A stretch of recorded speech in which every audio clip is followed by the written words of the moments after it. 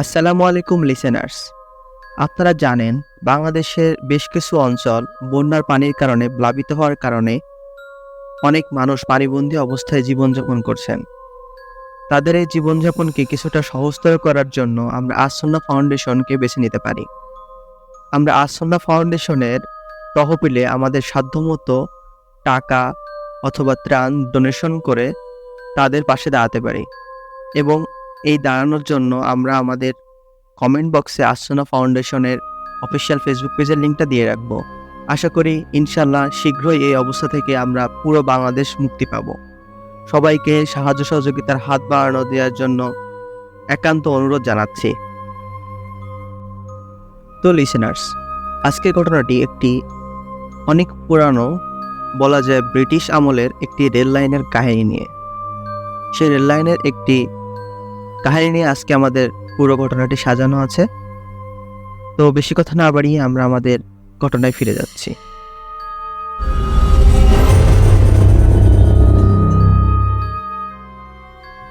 ঘটনাটি ঘটেছিল অনেকদিন আগে, যার কারণে ঘটনার সালটি বলা সম্ভব হচ্ছে না।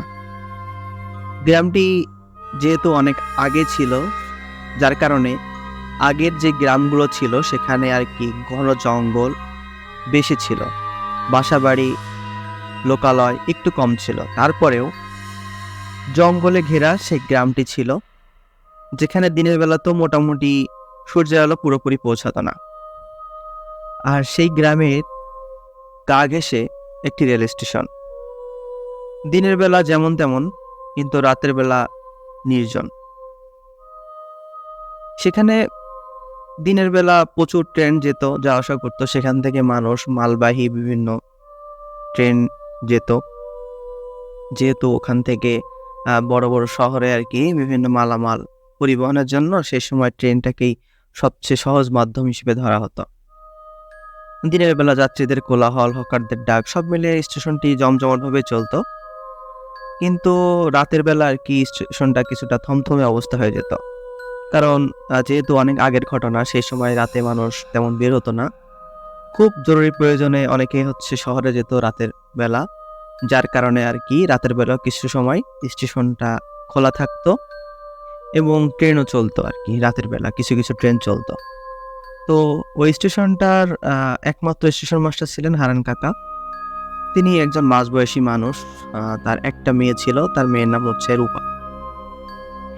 তিনি তার মেয়েকে অসম্ভব রকম ভালোবাসতেন এবং তার মেয়ের সাথেই সবসময় কাটাতেন, কারণ তার স্ত্রী, তার মেয়ের বয়স যখন প্রায় 10 বছর মতো, তখন তার স্ত্রী মারা গেছিল আর কি।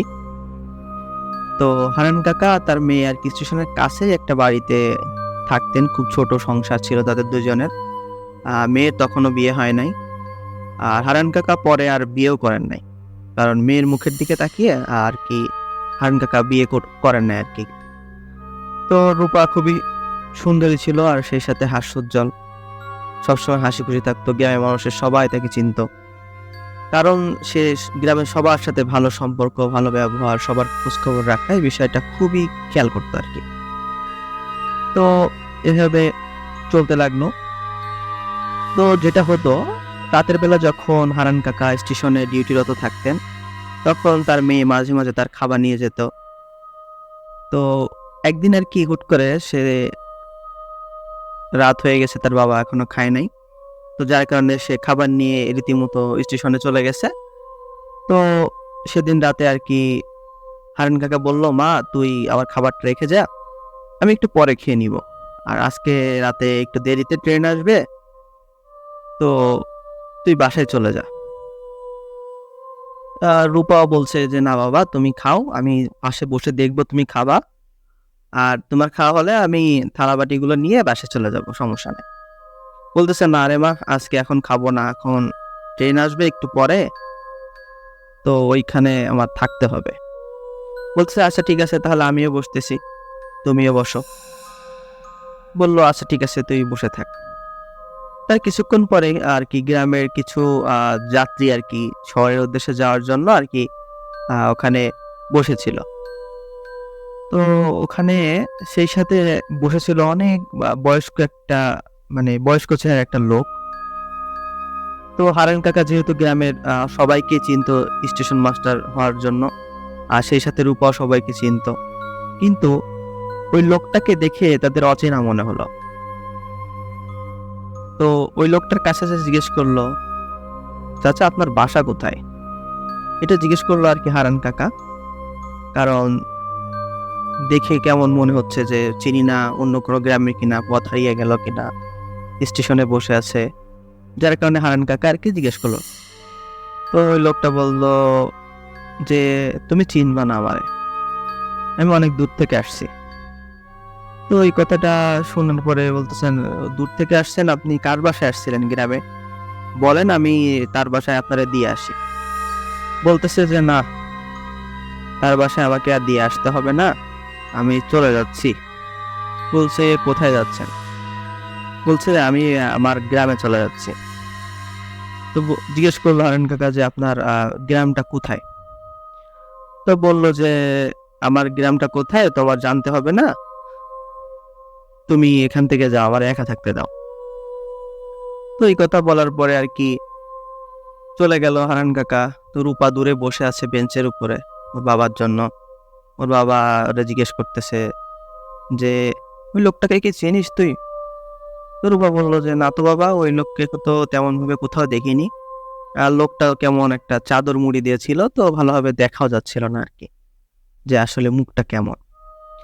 তো সব বিষয় ঠিকঠাক করে আ বাবা আর ওর মেয়ে হচ্ছে রূপা কথাবার্তা বলছে নিজেদের ভিতরে।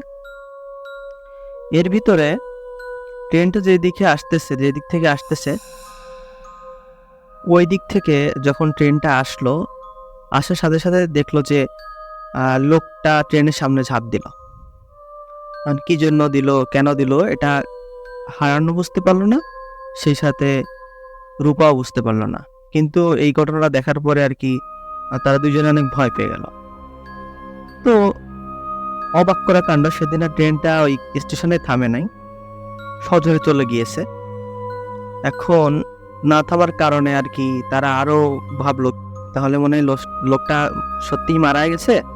তাহলে এখন কি করা যাবে? তো ট্রেনটা চলে যাওয়ার পরে তারা ওখানে যে খোঁজাখুঁজি শুরু করলো যে লাশটা কোথায়, দাফন-কাফনের ব্যবস্থা একটা আছে। তো এই ঘটনা ঘটার পরে তারা ওখানে যে খোঁজাখুঁজি শুরু করলো। কিন্তু এখানে আরকি হারান কাকা গেছিল, আর গ্রামের যারা আরকি শহরে যাওয়ার উদ্দেশ্যে আরকি আসছিল স্টেশনে তারা গেছিল। এখন শহরে যাওয়ার জন্য যারা গ্রামের লোক ওখানে আসছিল তারা কিন্তু ওই লোকটাকে কেউ দেখে নাই। তখন হারান কাকা বলল যে, "এদিকে আসো, এদিকে আসো, একটা লাশ আছে, এদিকে লাশ আছে।" বলে ডাকতে লাগলো। কিন্তু যাওয়ার পরে দেখলো যে লোকটা যেখানে আরকি ঝাঁপ দিছিল সেখানে আর লোকটার লাশটা নাই। তো সবাই ভয় পেয়ে গেল যে কি ব্যাপার? আ এরকম হওয়ার কারণটা কি? বিশেষ করে হারান কাকা। কারণ অন্য কেউ তো আরকি ওই লোকটার সাথে দেখা সাক্ষাৎ তো হয় নাই।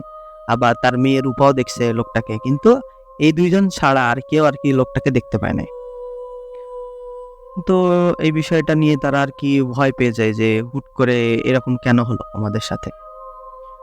তো আরকি হইলো পরের দিন সকাল হয়ে গেল। তারা ঐদিন রাতে বাসায় চলে গেল। পরের দিন সকাল হয়ে যাওয়ার পরে তো হারান কাকা এই স্টেশন থেকে সামনে যে স্টেশনটা ছিল তার মাঝামাঝি জায়গাটাতে এক কথায় রেল স্টেশনের উপরে দেখতে লাগলো যে আসলে লোকটার কোনো লাশের কোনো চিহ্ন-টিহ্ন আছে কিনা।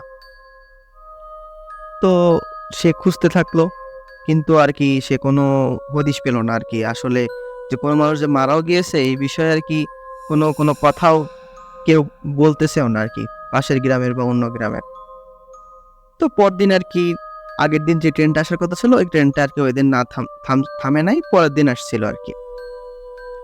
কারণ পরের দিন স্টেশন মাস্টার আরকি হারান কাকা তো স্টেশনে যখন ট্রেনটা থামলো রাতের বেলা, তখন আরকি সে আরকি যে ট্রেন চালায় আরকি সেই চালককে জিজ্ঞেস করলো যে, "কি ব্যাপার? কালকে রাতে তো আপনি ট্রেনটা থামালেন না? কারণটা কি?" বলছে, "কালকে আমি ট্রেনটা থামাতে পারলাম না কি জন্য এটা এখনো পর্যন্ত আমি বুঝতে পারলাম না।" বলছে, "মানে কি? আপনি কি মজা করেন?" বলল যে, "না, আসলে আমি ট্রেনটা থামানোর জন্য জোরে ব্রেক করছিলাম। কিন্তু আর কি আমার ট্রেনের ব্রেকই লাগে না। অনেক দূর থেকে ব্রেক করতে, করতে যেহেতু ট্রেনের ব্রেক করতে, করতে আসতে হয়, তো আমি অনেক দূর থেকেই ব্রেক করছি ট্রেনের। কিন্তু আর কি ট্রেনে ব্রেকই লাগলো না, আরো দ্রুত গতিতে চলে গেল। বলছে, "এটা কেন হলো? এটা তো হওয়ার কথা না।" বলছে, "হ্যাঁ, এটা আমারও প্রশ্ন যে এটা তো হওয়ার কথা না।" বলছে, "কালকে কি ট্রেনে আমাদের এই গ্রামের এখান থেকে কি কেউ আপনার ট্রেনের তলে পড়ে মারা গিয়েছে?" বলছে, "কই না তো। এরকম তো কোনো ঘটনা ঘটেনি আর। মারা গেলে তো ট্রেনের সামনে যদি পড়ে তাহলে ট্রেনের সামনে তো ইঞ্জিনের এখানে তো রক্ত-মক্ত থাকার কথা। সেরকম কোনো আলামতও আর কি আমরা দেখি নাই।" তো এই বিষয়টা নিয়ে আর কি হারান কাকা হতবাক হয়ে গেল। সেই সাথে যে হচ্ছে ট্রেন চালায় সে ট্রেন চালকও আর কি হতভম্ব হয়ে গেল যে কি ব্যাপার, এই বিষয়টা তো অস্বাভাবিক কিছু একটা। তো পরদিন আর কি যথারীতি ট্রেন আবার স্টেশন মাস্টার হারান কাকা ট্রেনের হচ্ছে গ্রিন সিগন্যাল দিয়ে দিল যে সামনে কোনো সমস্যা নাই, ট্রেনটা যেতে পারে এবার। তো এটা দেয়া দেওয়ার পরে ওই দিনের মতো আর কি ট্রেনটা চলে যায়। এরকম করে বেশ কিছুদিন চলতে লাগলো। আ রূপাও আর কি ওর বাবার সাথে ঠিকঠাকভাবে সবকিছু চলতে লাগলো। এখন ঠিক ১ বছর পরে, ঠিক ১ বছর পরে ওই একই দিনে মানে ওই মাসের একই তারিখে আর কি আবার সেই বয়স্ক লোকটা আবার চলে আসে। এখন এই ঘটনা এই কথা তারা কিভাবে বুঝতে পারলো? কারণ স্টেশন মাস্টারের তারিখ, দিন সবকিছুই মনে রাখার একটা অভ্যাস আছে। ট্রেন কখন আসবে কি আসবে না, আ কত তারিখে কোন সময় ট্রেন আসবে কি আসবে না এগুলো তার মাথায় রাখতে হয়। তো ওই লোকটাকে যখনই দেখলো তখনই আরকি কাকা চিনে ফেললো যে এইটাই তো সেই লোকটা। যে আরকি প্রায় ১ বছর আগে আরকি এইখানে বসেছিল। আর যেহেতু তার সাথে এই ঘটনাটা ঘটেছিল তার গভীরভাবে মনে আছে যে তার সাথে এই ভয়ের ঘটনাটা ঘটেছিল। তো হারান কাকা আরকি ভয়ে, ভয়ে লোকটার কাছে যেয়ে বলল, "কি ব্যাপার? ১ বছর আগে আপনি এখানে বসেছিলেন। আবার আজকে আবার এখানে বসে আছেন ঠিক একই জায়গায়। আবার ঐদিন আপনি ট্রেনের সামনে দেখলাম ঝাঁপ দিছিলেন। কিন্তু পরে আপনার কোনো আমি খোঁজও পেলাম না। আপনি কোথায় গেলেন আমি সেটাও বুঝতে পারি নাই।" এবার একটা গম্ভীর আওয়াজ করে সে মানে হাসতেছিল। ইতিমধ্যে আরকি তার মেয়ে রূপা তার জন্য খাবার নিয়ে চলে আসছে। তো তার মেয়ে খাবার নিয়ে একটু দূরে আরকি বেঞ্চের ওখানে বসে আছে যে বাবারে খাইয়ে চলে যাবে। আর সেই সাথে রূপার সাথে একটা লণ্ঠন মানে হচ্ছে যেটাকে আমরা হারিকেন বলি সেটা ছিল আরকি। তো কারণ ওই সময় আরকি রাতের বেলা আরকি কোথাও বিদ্যুতের ব্যবস্থা ওইরকমভাবে ছিল না। যেহেতু অনেক আগের ঘটনা এটা। যার কারণে আরকি রূপা নিয়ে বসেছিল এটা। তো হারান কাকা আরকি আ লোকটাকে জিজ্ঞেস করলো যে, "কি ব্যাপার? আপনি কিছু বলছেন না যে?" এবার লোকটা আরকি বিদঘুটে একটা শব্দে হাসতেছিল যে, "তুই কেন আসছিস আবার এখানে? আগের দিন তোর জন্য আমি আমার বাড়ি যেতে পারিনি। আর আর আবার ১ বছর পরে আসছি আমি বাসায় যাওয়ার জন্য। তাও তুই আমারে কেন এখানে আটকাচ্ছিস?" তো এই বিষয়টা শুনে আবারও মানে লোকটা আরকি এইসব বলল তখন আরকি হারান কাকা একটু ভয় পেয়ে গেল যে, "কি ব্যাপার? এটা এই লোক এই কথা বলতেছে কিনা?" এবার লোকটাকে উনি বলল যে, "আচ্ছা ঠিক আছে আপনি বাসায় যেয়েন। আসেন আমাদের সাথে একটু খাওয়া-দাওয়া করে তারপর বাসায় যায়েন। ট্রেনে উঠাই দিবনে আপনারে।" বলে লোকটাকে যখনই ধরতে গেল হারান কাকা তখনই আরকি দেখা গেল লোকটাকে সে ধরতে পারল না। লোকটা উধাও হয়ে গেল হুট করে। এটা এই ঘটনাটা আরকি দূর থেকে তার মেয়েও দেখতে পেল আরকি রূপা। তো রূপাও ভয় পেয়ে গেল যে, "কি ব্যাপার? এই ঘটনাটা এরকম কেন হচ্ছে?" এরপরে চারিদিকে অন্ধকার হয়ে আসলো। এখন সেটা আবার গরমকাল ছিল। তো গরমকালে যেটা হয় সেটা হচ্ছে কালবৈশাখী ঝড় হঠাৎ করেই শুরু হয়ে যায়। তো এরকমই কালবৈশাখী ঝড় শুরু হয়ে গেল। এখন এটা ওই বয়স্ক লোকটার জন্য নাকি আ আ ওই সময়ের জন্য, গরমকালের জন্য, কালবৈশাখীর জন্য এটা আরকি তারা না বুঝতে পারল। এখন হুট করে আরকি আ যে লণ্ঠনটা ছিল মানে হারিকেনটা ছিল রূপার হাতে সেটা হুট করে বন্ধ হয়ে গেল। সো কালবৈশাখী সেহেতু আকাশে যদি চাঁদও ছিল, তারপরেও মেঘের কারণে আরকি চাঁদটা দেখে গেছে। তো স্বাভাবিকভাবেই সব জায়গায় অনেক অন্ধকার হয়ে গেছিল। আর সেদিন আরকি ট্রেনে আরকি স্টেশনে আরকি তেমন লোকও ছিল না গ্রামের যারা আরকি শহরের দিকে যাবে। ছিল ১-২ জন তারা আরকি স্টেশনের ভিতরে একটা কক্ষ ছিল ওখানে আরকি বসেছিল। তারা বাইরে ছিল না। ট্রেন আসলে আরকি উঠে চলে যাবে এরকম।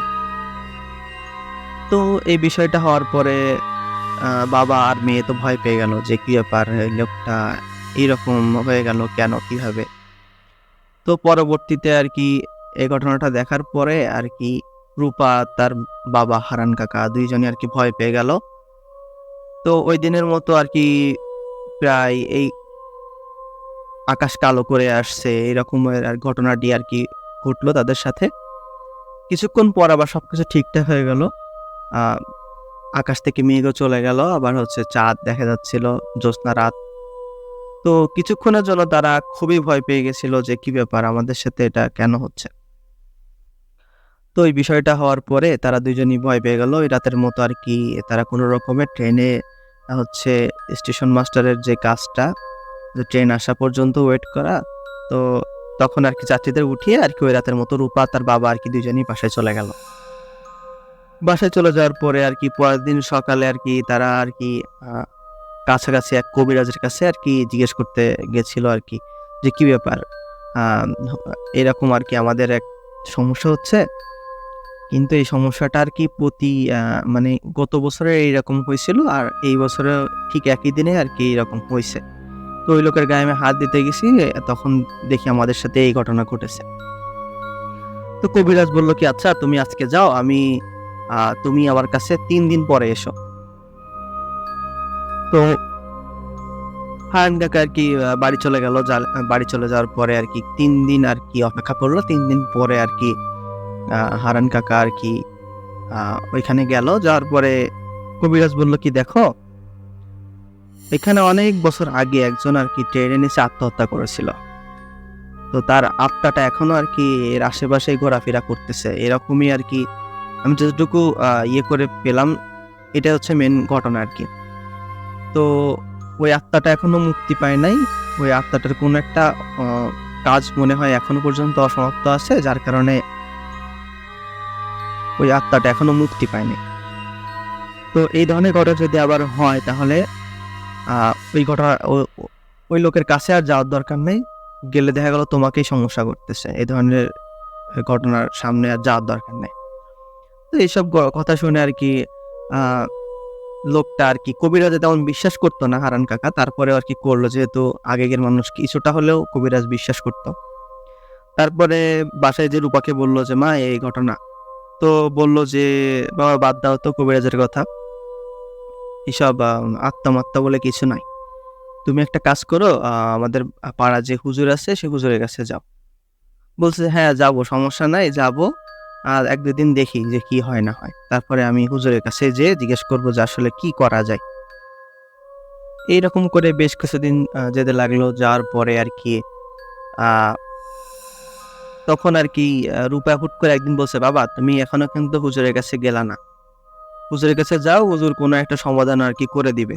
তুমি আজকেই যাও হুজুরের কাছে, তাহলে দেখবা যে এই ধরনের সমস্যা আর হবে না।" এবার সে এলাকার সবচেয়ে বড় যে হুজুর তার কাছে গেল। তখন হুজুর বলল, "আ আসলে এগুলো হচ্ছে জিনের কাজ। জিনজাতি এগুলো মাঝে মাঝেই করে, কারণ যেহেতু স্টেশনটা একটু পরিত্যক্ত জায়গায় আছে, তো পরিত্যক্ত জায়গায় থাকার কারণে এ ধরনের পরিত্যক্ত ফাঁকা জায়গা আর কি জেলের আশ্রয়স্থল আর কি। খুব ভালো আশ্রয়স্থল। যার কারণে আর কি তারা ওই সকল জায়গায় থাকতে পছন্দ করে। এখন আপনারা যাতে ওই সকল জায়গায় না যান, এটার জন্য তারা আর কি চেষ্টা করে যে আপনাদের ওইসব জায়গাতে না যাওয়ার জন্য, আপনাদেরকে ভয় দেখিয়ে আর কি ওখান থেকে চলে যাওয়ানোর জন্য। তো এই ধরনের ঘটনা আর ইনশাআল্লাহ ঘটবে না। আপনি হচ্ছে কিছু আমল করেন, আমি যেগুলো বলছি। তারপরে আর কি ঐদিন আর কি হুজুরের কথা শুনে এই ধরনের আমল শুরু করল। শুরু করার পরে এরকম ধরনের ভয়ংকর ঘটনা তাদের সাথে ঘটে নাই। এরপরে ঠিক আর কি হারান কাকা অপেক্ষা করতেছিল ঠিক পরের বছরের ওই দিনটার জন্য, যে ওই দিনে আবার ওই ঘটনা তার সাথে ঘটবে কিনা এটা নিয়ে।